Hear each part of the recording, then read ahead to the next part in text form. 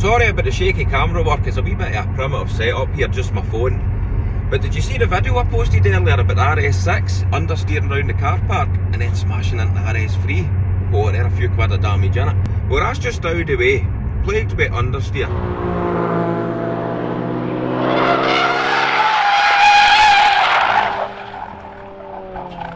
Ever since the beginning of time, Audis have been famous for understeer.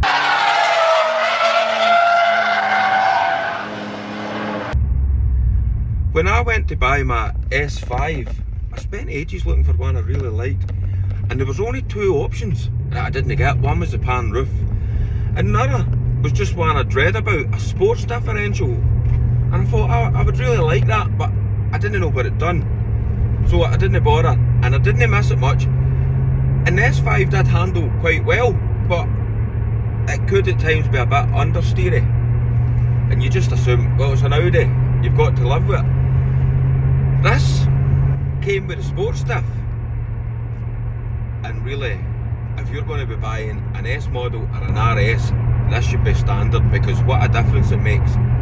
When you're in comfort mode, it's just working away in the background, it's focused on safety, it's working alongside the traction control system, it can detect slip before it actually happens, correct it, and the biggest compliment to it is you don't even know it's doing nothing. It's there doing its thing, working its voodoo, and you just think, nothing's happening, you're just an amazing driver, and that is brilliant. But see, when you put it into dynamic mode, that's when it comes alive. See, it does that fancy thing, torque vectoring, and what it'll do is, if I'm going round a left hand bend, it'll send more power to the outside wheel to allow it to spin faster.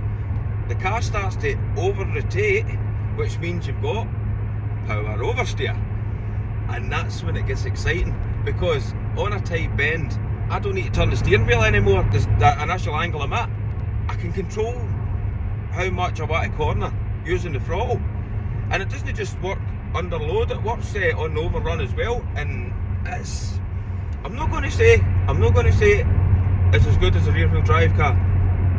It does feel a bit artificial, but compared to this with a normal differential, night and day, 100 times. If you're going to be buying an S or an RS model car, you need to get a sports differential. Now, I'm sure you won't get it in a, like say, an RS3, because they're Haldex. It needs to be a Torsen, like a permanent all-wheel drive with a centre diff. So for your A4 up, but it's definitely what you need. I took my mate running it, and we get the back end to step out, and he's like, did we just get oversteering an Audi? I'm like, yes, I know, but it's strange, isn't it? You don't expect it, and it kind of caught me off guard the first time it happened, because as I say, it's after the S5, I had no idea what a sports stuff actually done.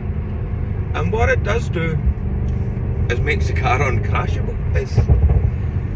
It's insane the speeds you can corner in this.